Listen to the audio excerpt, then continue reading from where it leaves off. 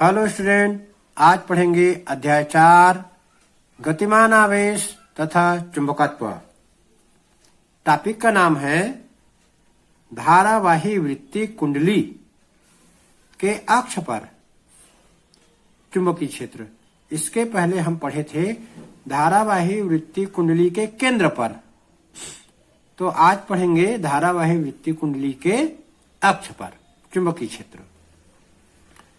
तो चित्र यहाँ बना हुआ है, ये जो है कुंडली है, धारावाही वृत्तीय कुंडली, गोल कुंडली है, इसमें धारा बह रही है, आई धारा, इसलिए इसको कहेंगे धारावाही वृत्तीय कुंडली। इसके अक्ष बना दिए O से P, ये आगे बढ़ा दिए अक्ष को। अक्ष जो है यहां से बनेगा, वृत्तीय कुंडली केंद्र O से P और ये आगे। तो अक्ष पर एक बिंदु P लेंगे, देखो P ले लिए, तो P पर हम चुंबकीय क्षेत्र ज्ञात करेंगे। सबसे पहले हमें मालूम है कि हम वृत्तीय कुंडली के कारण बिंदु P पर चुंबकीय क्षेत्र नहीं निकाल सकते, ऐसा कोई हमें नियम नहीं मालूम। हमें मालूम है अल्पांश के कारण तीव्रता या चुंबकीय क्षेत्र निकालना बायो-सेवर्ट नियम से। तो ये वृत्तीय कुंडली को अल्पांश में बांटेंगे, तो एक अल्पांश ले लिए AB अल्पांश को P से मिला दिए।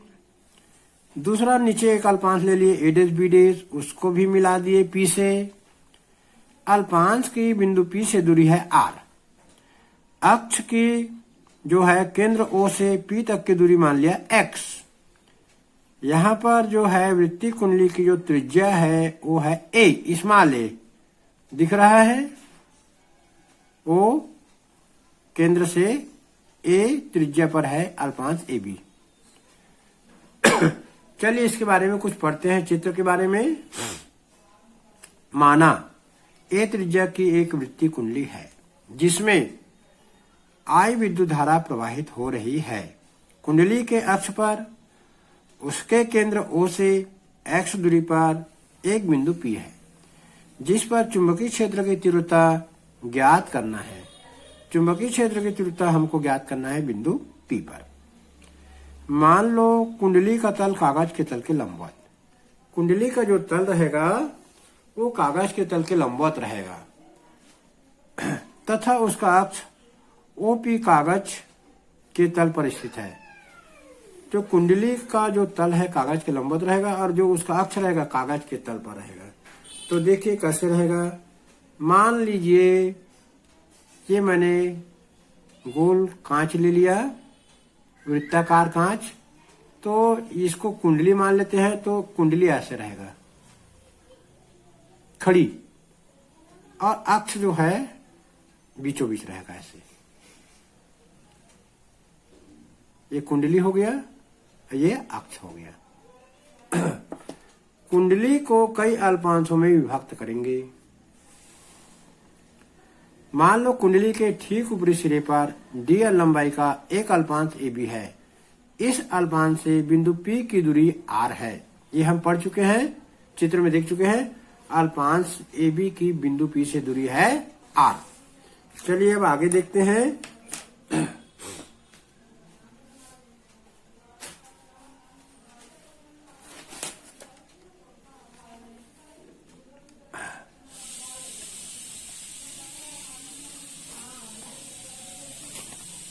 चलिए आगे पढ़ते हैं। इस अल्पांश AB के कारण बिंदु P पर चुंबकीय क्षेत्र या चुंबकीय क्षेत्र की तीव्रता dB बराबर μ0/4π इंटू IdL sin θ/r²। ये बायो-सेवर्ट नियम से हम जानते हैं। dB equal to μ0/4π into IdL sin θ/r²। Theta जो है यहाँ 90 रहता है क्योंकि जो कुंडली जो है वो खड़ी है और जो बिंदु P है अक्ष पर स्थित है, इसलिए थीटा 90 बनेगा। यहाँ पर हम थीटा के जगह 90 रख देंगे, 90 रख दिए। dB equal to μ0/4π IdL sin 90/r²। तो sin 90 का मान जो होता है 1 होता है, इसलिए ये IdL/r² हो जाएगा। ये डीबी का वैल्यू आ गया mu naught upon 4 pi I D L upon R square. इसको हम दे देते हैं समीकरण नंबर 1। ये जो डीबी आया है चुंबकीय क्षेत्र का मान, इस क्षेत्र की दिशा चित्र में पी आर के अनुदिश होगी। चित्र में देखेंगे जो ये डीबी निकला है अल्पांश ए बी के कारण बिंदु पी पर चुंबकीय क्षेत्र, इसकी दिशा कैसी होगी? पी आर के अनुदिश। चलिए चित्र को देखते हैं, पी आर के अनुदिश है कि नहीं है। चलिए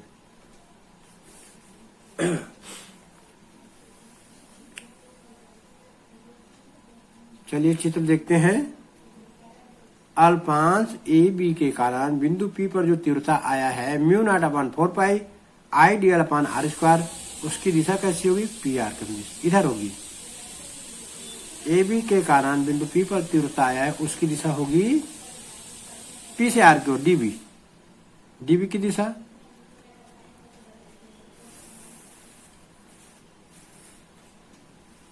डीबी को दो घटकों में वियोजित किया जा सकता है, डीबी साइन फाई ओपी के अनुदिश, डीबी कास फाई ओपी के लंबवत पीएन दिशा में। चलिए देखते हैं।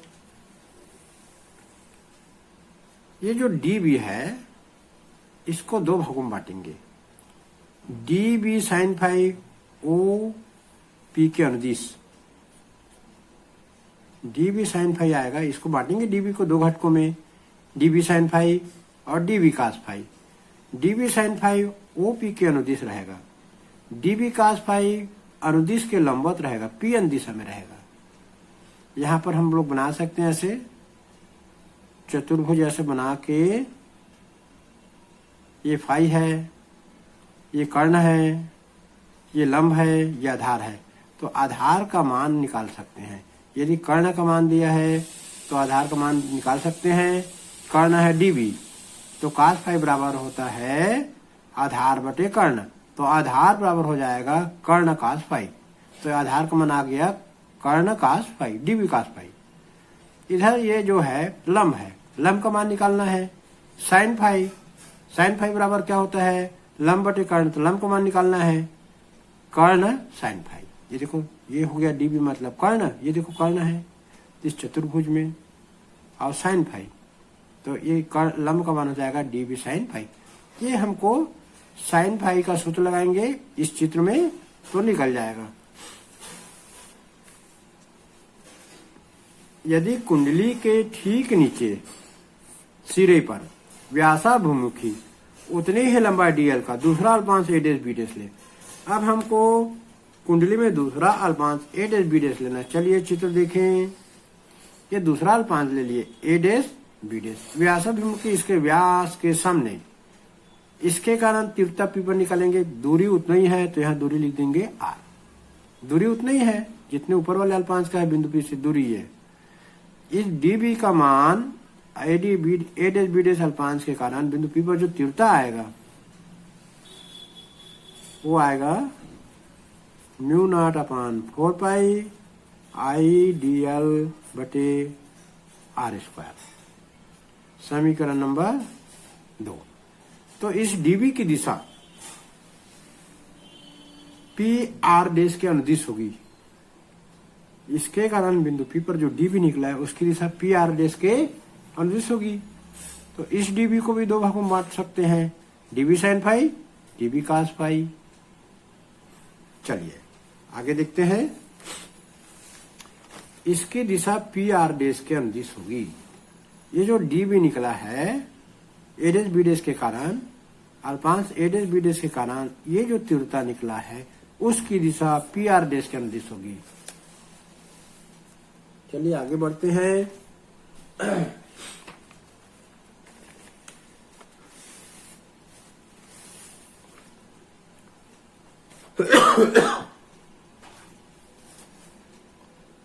डीबी को पुनः दो घटकों में विभाजित किया जा सकता है, डीबी साइन फाई ओपी के अनुदिश, डीबी कास फाई ओपी के लंबवत पीएन दिशा में, पीएन डैश दिशा में।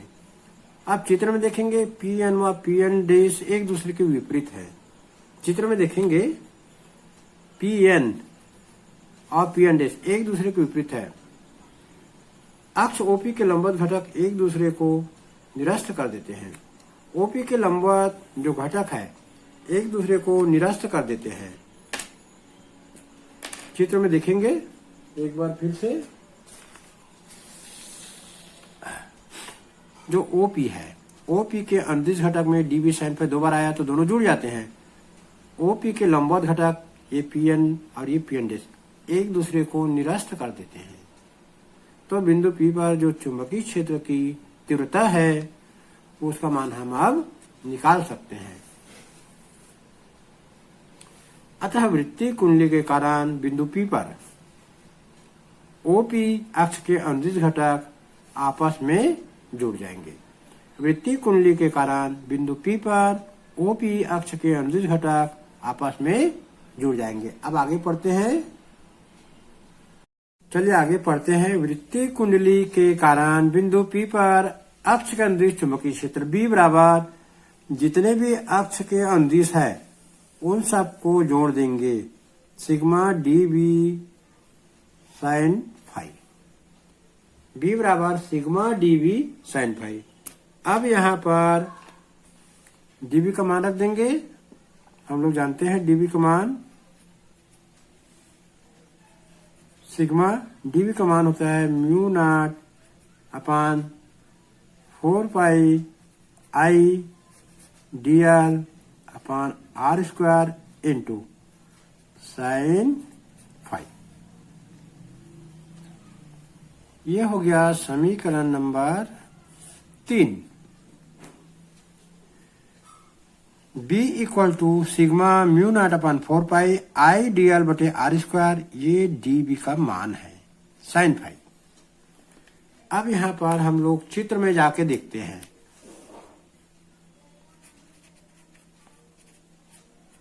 चित्र में जाके देखेंगे साइन फाइव का जो वैल्यू है वो होता है लंब बटे कर्ण ए बटे are.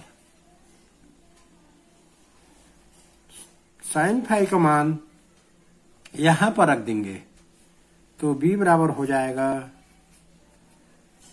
Sigma mu naught upon 4 pi I D L upon R square into A upon R. इस आर को आपस में गुणा कर देंगे और चूंकि म्यू नॉट अपान 4 पाई का वैल्यू निश्चित है तो जिसका मान निश्चित है उसको सिग्मा के बाहर कर देंगे। जैसे आई का मान है, जैसे ए है, निश्चित है ये, और आर जो है, चलिए आगे लिखते हैं फिर बाहर निकाल देंगे। अभी यहां हम लोग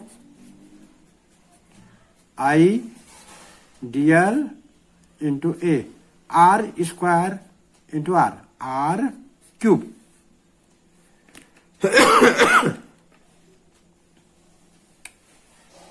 चलिए आगे बी बराबर mu naught upon 4 pi sigma के बाहर आई भी बाहर हो जाएगा, ए बाहर हो जाएगा, आर क्यूब बाहर हो जाएगा। यहां बचेगा सिग्मा के अंदर डीएल। तो इसको हम लोग दे देते हैं समीकरण नंबर 4। चलिए समीकरण 4 को आगे बढ़ाते हैं। सिग्मा डीएल का हम सिग्मा डीएल का वैल्यू निकालते हैं। सिग्मा डीएल का वैल्यू हो जाएगा डीएल एक अल्पांश, इसका मतलब होता है पूरे अल्पांश, पूरे अल्पांश की लंबाई। तो पूरे अल्पांश की लंबाई होगी कुंडली की परिधि। यदि त्रिज्या ए है तो 2 पाई ए होगा। चलिए आगे बढ़ते हैं समीकरण में, और आगे बढ़ाते हुए यहां लिखेंगे b का वैल्यू, b इक्वल टू हो जाएगा mu naught upon 4 pi I a upon r cube into 2 pi a. ये जो है कुंडली की परिधि। अब ए और ए को गुना करेंगे। चलिए तो b बराबर हो जाएगा mu naught upon 4 pi, I तो रहेगा, a square into 2 pi upon r की पावर 3। अब हम लोग यहाँ पर देखते हैं ये आर के मान को बदल सकते हैं, तो इसको मैं देता हूं समीकरण नंबर 5। और हम लोग चित्र में देखेंगे समकोण त्रिभुज COP में r square equal to a square plus x square, कर्ण का वर्ग बराबर लंब का वर्ग धन आधार का वर्ग।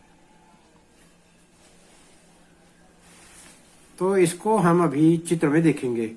समकोण त्रिभुज COP बना है कि नहीं बना है।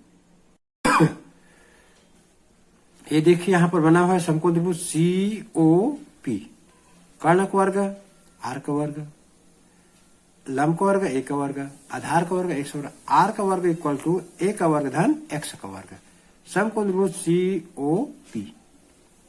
तो यहाँ देखेंगे समकोण त्रिभुज COP में आर स्क्वायर इक्वल होता है ए स्क्वायर प्लस एक्स स्क्वायर। यहां से हम आर का वैल्यू निकालेंगे,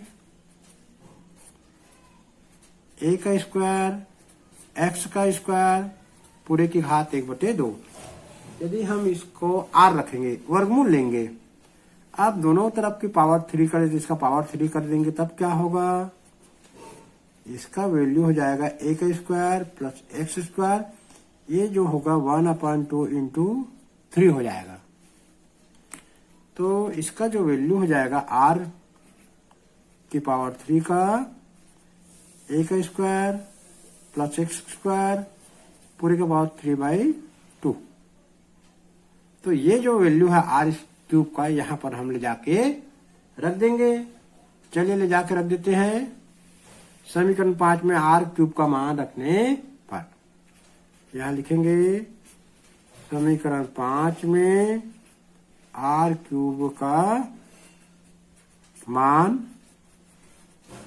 रखने पर मान रख देंगे b equal to mu naught upon 4 pi I a square into 2 pi. नीचे आर क्यूब की जगह रख देंगे ए का स्क्वायर प्लस एक्स का स्क्वायर 3/2। तो ये जो हमारा समीकरण आ गया 6। b equal to mu naught upon 4 pi I a square into 2 pi upon a square plus x square पूरे का पावर 3/2। ये जो वैल्यू आया है समीकरण नंबर 6 धारावाही वृत्तीय कुंडली के अक्ष पर चुंबकीय क्षेत्र का सूत्र है। यदि कुंडली में फेरों की संख्या n हो तो, यदि कुंडली में फेरों की संख्या n हो तो चुंबकीय क्षेत्र कितना हो जाएगा, यहां ऊपर में n लगा देंगे। b equal to mu naught upon 4 pi. अब 2 पाई को मैं सामने लिख देता हूं, 2 पाई n जोड़ देंगे, n है तो n I a square upon a square plus x square पूरे के पावर 3/2। इक्वेशन नंबर 7 ये आ गया धारावाही वृत्तीय कुंडली के अक्ष पर चुंबकीय क्षेत्र का व्यंजक है। यहां लिख देंगे यह धारावाही वृत्तीय कुंडली के अक्ष पर, यह धारावाही वृत्तीय कुंडली के अक्ष पर चुंबकीय क्षेत्र का व्यंजक है।